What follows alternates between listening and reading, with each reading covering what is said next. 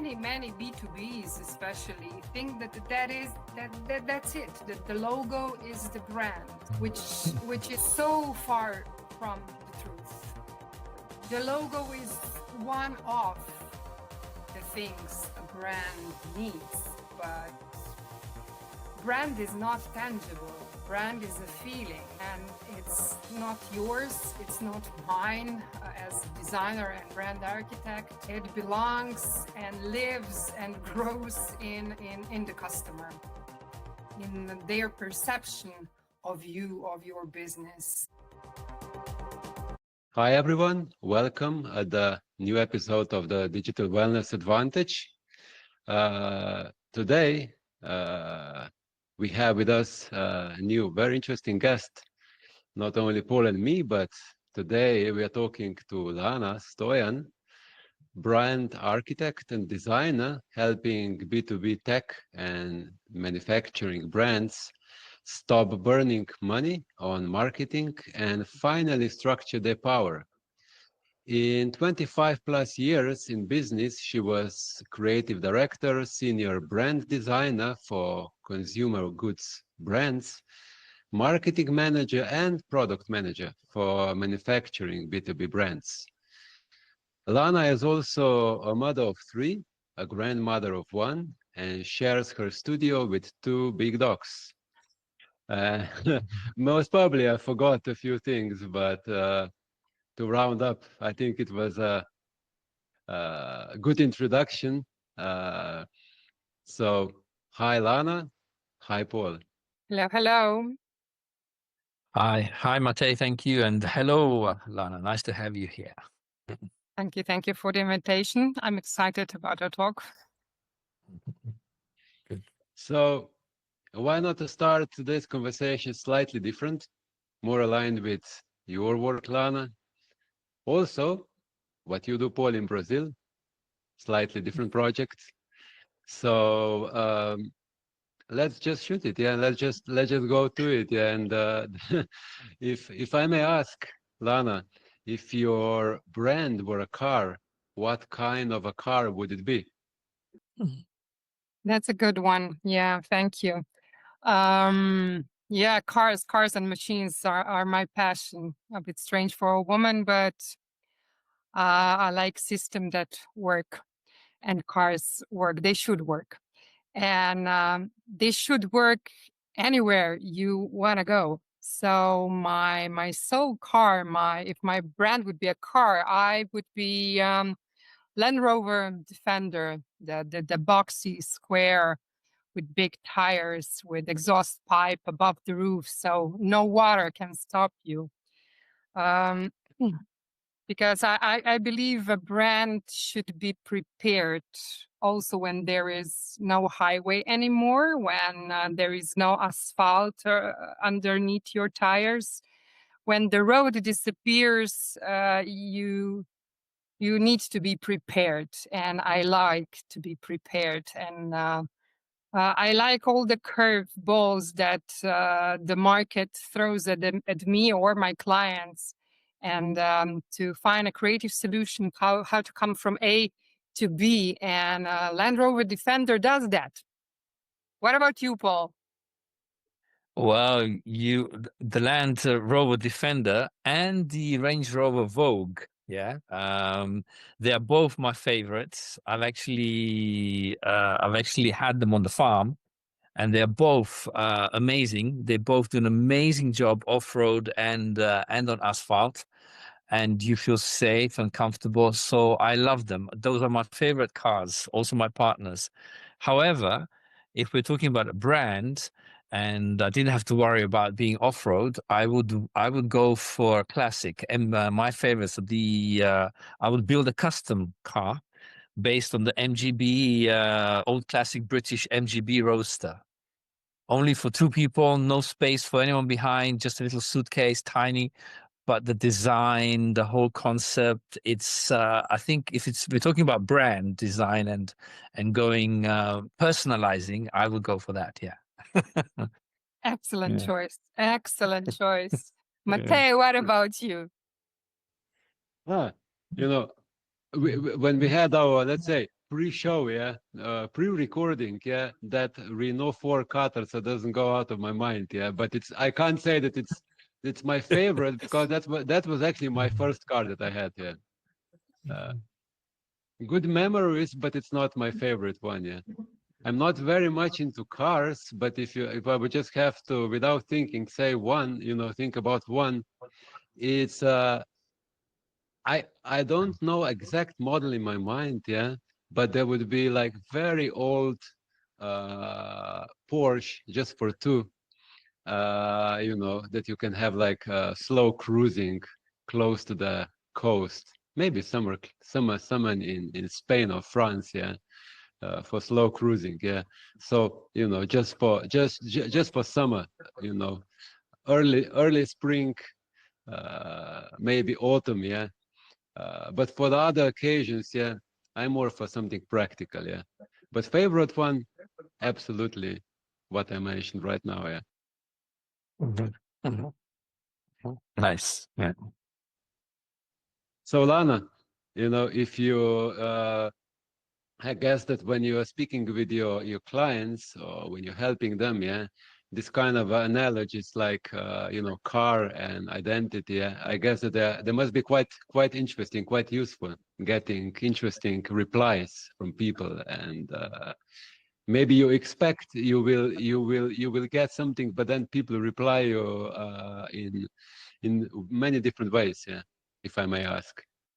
Yeah, that's true. That's true. And I do give them questions that are out of the box.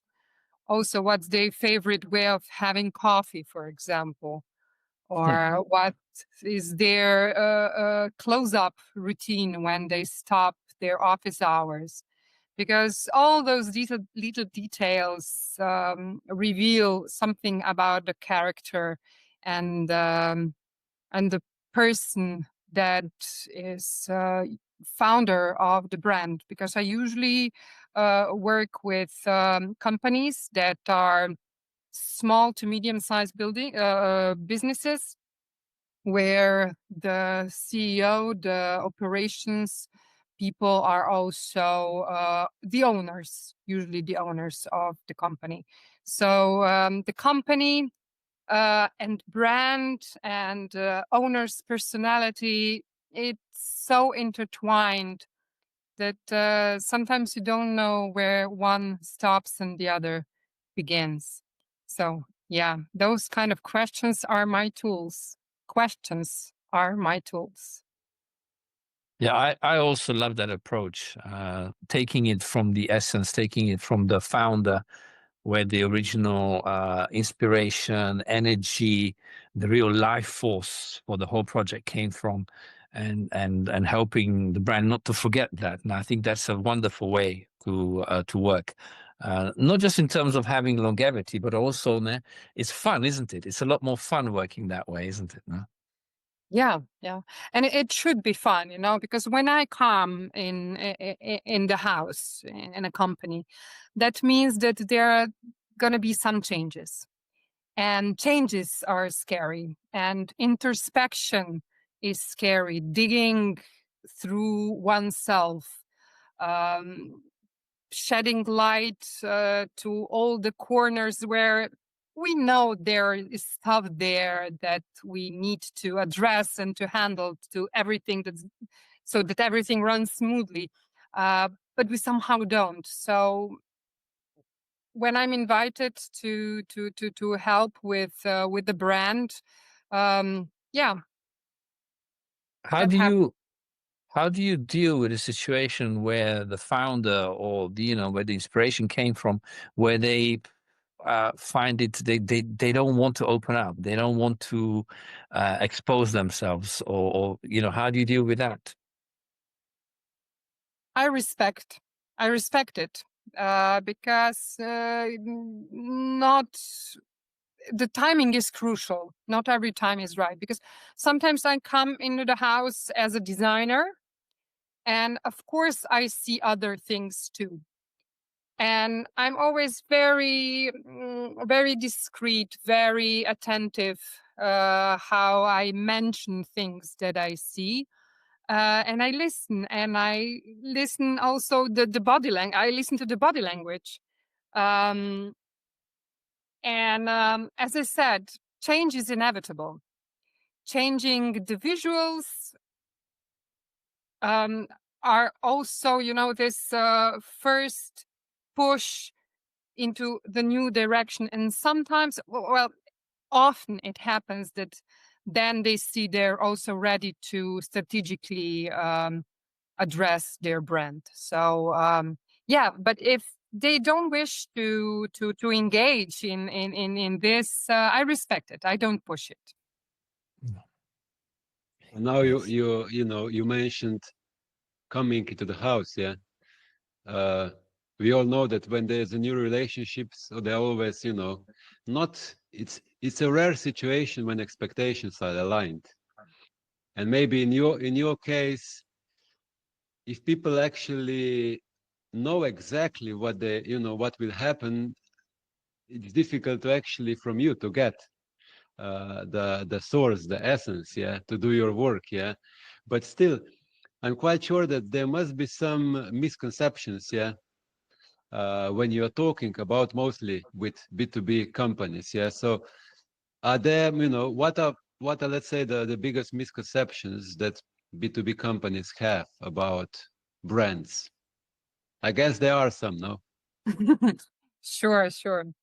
I think the best is a little story that happens often, but in different shapes and sizes. But I'll never forget the one client of mine when we started talking about their brand, and he lit up and said, "Oh, I have my brand. I have my brand strategy," and gives me the USB drive. And we opened the USB drive, and there was a PDF. No, there was a JPEG file, one picture of a logo. And many B2Bs especially think that's it. That the logo is the brand. Um, which is so far from the truth. The logo is one of the things a brand needs, but brand is not tangible. Brand is a feeling, and it's not yours. It's not mine as a designer and brand architect. It belongs and lives and grows in the customer, in their perception of you, of your business. It's all what they feel about you. And it's a mosaic, that it's built with all the situations when they meet your brand, all the touch points, on all the touch points. And if you think that B2C has many, you should see how many touch points a B2B brand has with their customer. So yeah, that's the biggest misconception. Logo is a brand. Logo is not a brand. Tagline, it's not a brand. Your mission, your vision is not a brand. I like that. I like that a lot. Yeah, nice. Yeah. So you were talking about touch points, yeah, in B2B. Which are the main ones that you are focusing on? Well, the main one now is for sure your web page. I mean, before your client gets in physical communication with you, they check you out. They check you out on fairs. That's another checkpoint, touch point. They check you on your website, another one. They check your social media, the third one. They check the forums or anywhere your brand is mentioned. So and people of course talk. So all the interactions you have with various people, the voice about you, about your company goes around. Your reputation, your renommee, all the people that work for you are the touch points with your brand. Can you imagine if you have a team of 30 people and 20 of them, they don't really like working with your company? We are only human. They don't spread love and joy about your brand. So, yeah, there are many touch You points. can do a lot. You can have crazy, ideas, invest a lot of money, be it digital or other types of marketing, media, yeah, but the results will be very questionable now. Yeah. And that is my job. As a brand architect, my job is to come and to analyze, to find all the touch points, to show them to my clients, and to teach them how to use them to strengthen their brand, their company. So brand strategy really connects to company strategy of sales, of growth, of product development, of business strategy and brand strategy are really connected. So when I talk about brands in B2B world, I talk about businesses, in fact. And we can't avoid it, yeah, when we are, and I think it's not responsible actually to skip this, even if you are working purely in marketing, digital marketing, just to overlook this element. I think it's not responsible. So when with Paul, when we speak with, even with clients that we are working with them for years or with new ones, yeah, you just should have a bit of a deep dive into the brand, into the business model, no, Paul? And you learn a lot, yeah. You learn a lot, and nobody's perfect, yeah, including we are not. Yeah, it's always a constant process of reflection and improving, and then again reflection. So it's a process, no? You said Yeah, it I right. agree. Yeah. Yeah. Mhm. I think that, whether we're talking about B2B or B2C, most businesses still don't pay enough attention to the business model, because it does affect everything. And what Lana says, there are, it's a mosaic of so many elements. Absolutely, it is. So there's the business side. But I was also wondering about the personalization, Lana, today, because uh, I don't see the way things have gone with a flow of information and how we work today and how things are streamed so quickly and interact so quickly. B2B brands, they need to personalize. Well, that's how I feel. Anyhow, they need to personalize as much as B2C these days. But how do you deal with that? Or you don't agree with my comment, maybe? Yeah, that's the paradox. We say B2B, business to business, and then we have on the other side business to customer. And when you hear business to customer, that equals personalization. But is it so? I mean, they talk a business that has an end customer on the other end. He speaks to a nameless avatar de facto. And they don't have this privilege of talking one-on-one. Business to business, however, has this privilege still. And it's the real human to human communication in B2B. I think that it's B2C, it's lost. So this personalization is only pro forma in B2C, but in B2B is really personalized because the salesperson talks to the buyer directly, knows his name, knows when his children are born. They're in communication for 5, 10, 15 years. they congratulate each other holidays, and they live their lives parallel. So they really have a relationship that the B2C, yes, but generic. Although the avatar of a B2C company is and must be really a good profile to the dot. So this communication that they have that is really heard by their end customer. So yeah, B2B is really a personal communication. And I think it's going to stay that way in But spite of all the technology. if we go back just a little bit to the car, as an analogy, as an example, you see what's happened with BYD and various 3 or 4 brands coming out of China now and actually competing with Mercedes and BMW on quality, not just interior and design. And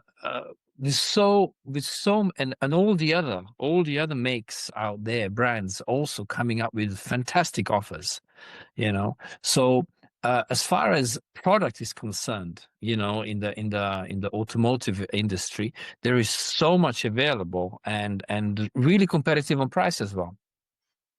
So without personalization, with the product out there, and in many industries, products are becoming more and more and more competitive with one another. Yeah, with all this information, how it flows, technologies, how they flow, with AI coming in and helping industries and individual companies to perform better. So if a company doesn't, be it B2B or B2C, yeah, if it's not going to personalize, how is it going to achieve longevity? Because we know that this whole idea of every month, every 3 months pushing out hardcore marketing is very hard work and a lot of money. And how do you see this on the brand level? Because what I'm seeing is that the companies that will dominate in the long run are the ones that are going to be able to integrate personalization into their product, into their communications, into their sales. Again, maybe on a pure business level, marketing level, or brand level, maybe it's more simplistic than that. How do you see it? It's a lot of work, yeah, but you're right. The personalization is the key more and more. But it's also a kind of paradox. On one side, you have this new generation. When you look at them, they look the same. They dress the same. They are so craving to be a part of something, to belong. That they melt into one amorphic, identical mass. Yet they crave to be addressed as individuals, but they don't have the chutzpah, the guts to step out. Emotional. Yeah, Yes. yeah. You mentioned it earlier. The feeling, brand is a feeling, and you've really hit the nail on its head here. The emotional lack of courage. No, please continue. Along this line. This is great. Yeah. Yeah, as you said, personalization is the key, and it is the advantage, and is gonna be more and more.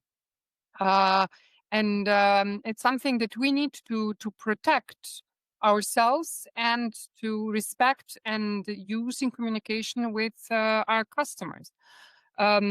Of course, we are similar in so many things. We humans, we are governed by our old brain, no? So this is the bandwidth a brand architect must have. Also, the applicative psychology and knowing neuroscience, all in. I need it all to be efficient in my communication, to give this personalized experience to my customer. So maybe a question out there we should pose to potential clients is: does your brand have the brand width for today's perception of a client? Right? yeah, Mm. yeah. No, And again, it is a paradox. It is a paradox because it's on the one hand is converging into oneness, on the other side is becoming more complex at the same time, isn't it? exactly. Oh, Interesting. nice. Yeah. You know, just having a privilege to a little bit listen your conversation, yeah. You actually already answered to my question. Lana, you started, yeah.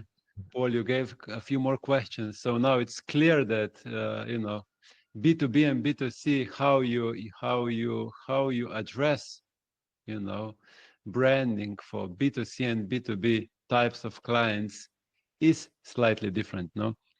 So that was something bothering me, and I know that many of clients, when I'm speaking with them, bothers as well. Yeah. So it Yeah. has each most probably has its own advantages. Yeah, let's say opportunities, different angle. Do you agree, Lana? Yeah, sure. And it comes, I think it all comes to emotional state of the human, um, in regard to what role he or she is at a certain moment. If and when he or she is a buyer for their company, they are hearing and seeing different things as they do 2 hours later when they're returning home, listening to their favorite podcast, uh, and browsing through Facebook or other social media as a private person. But it's the same person, just her, or his role in that moment is different, But the business communicates with him or her in a certain way because they know what their priorities are at that moment. And on the other hand, when they're in the position of being the end customer in private, then they hear and see again different things. So yeah, there are similarities because it's all human to human. Lana, Paul, so we can slowly conclude this conversation. Very interesting. I know all of us like practical tips, something applicable that we can, apply. I like your analogy, Paul, a diamond. So Lana, are you willing to share a diamond with us? Yeah, something, if you would say, if you could give, let's say, B2B CEO, that is in most cases also a company owner, just one piece of advice about branding to apply tomorrow, what would it be? What would be your advice or your diamond? um, Put in calendar a reminder for yourself that every year you have to tell yourself in a mirror your elevator pitch. And I'm promising you that I promise you that it's not gonna be the same every year. And you can record yourself. And it's not gonna be the same. You're producing same things, you are selling to same people, same companies. You are the same, but your pitch is not gonna be the same. Why? Because you're not. Because in a year, so many things change. We grow, we mature, our customers grow, market changes fast and rapidly. So this elevator pitch is like lakmus test. If you know how to do it without thinking, then kudos. Really, 10 points. I think that's perfect. If it's going to be the same year after year after year, that's a red flag. If you're hesitant and you don't know really what to say in this minute, that's a red flag. So that's my diamond. That's my gift. Thank you. Nice. Thank you. Nice. Do we have time for one more question or are we out of time now? Paul, we have. Yeah. So please shoot it. Yeah. Yeah. One short one. Yeah. Yeah. Matej, I know how you feel about this, but I want to get Lana's perspective in relation to marketing and branding. You know, Lana, I find it difficult to ignore the socio-economic element in anything that we do. Because that type of society we've become since the Industrial Revolution, yeah. But you know, the Vatican and the Church in the Occidental world, in the Western part of the hemisphere, created an incredible brand that lasted a good, you know, 4th century to the 19th century really strongly, and literally dominated what we do and how we think and how we move and what we buy, don't we, you know, how we relate to one another. And obviously I'm not saying it's a negative or positive. There were structures and ideas that really helped society, and then there were all kinds of fears and insecurity based ideas that were introduced that control people's thinking as well, eh? And we're all aware of this. You know, most people have moved beyond just one philosophy or one religion. But is social media the new Vatican, the new church? Wow, that's a spin. Yeah, and is that something that the digital marketing companies and branding companies have a responsibility not to bring down, because there has to be some order, some structure somewhere, and some, you know, something to fear also in order to motivate us. But is that something that we should talk more about online with the younger generations or not, from the branding point of view?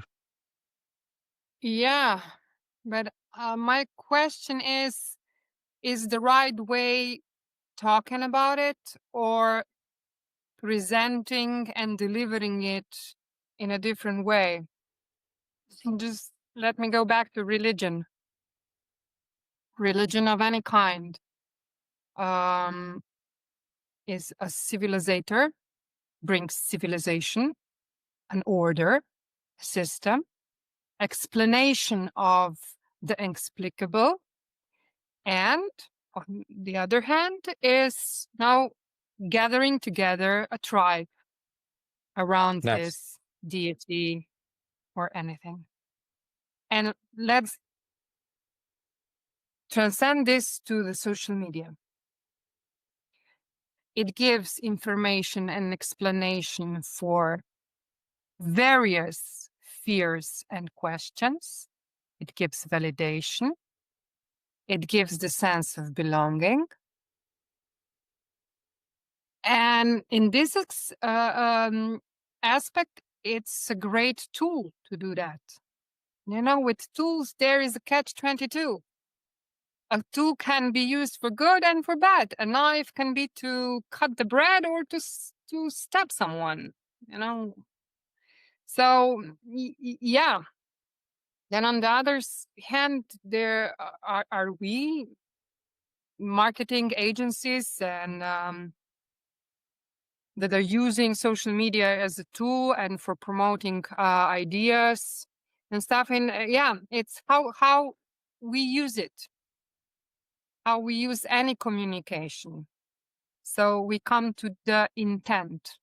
If the intent is to do good, then we are on the safe side. Then No, there's I'm, another catch. yeah, sorry. You know, if you act in bona fide, but you are manipulated in a way that you are not even aware of how you are manipulated, and you then spread it and give it forward.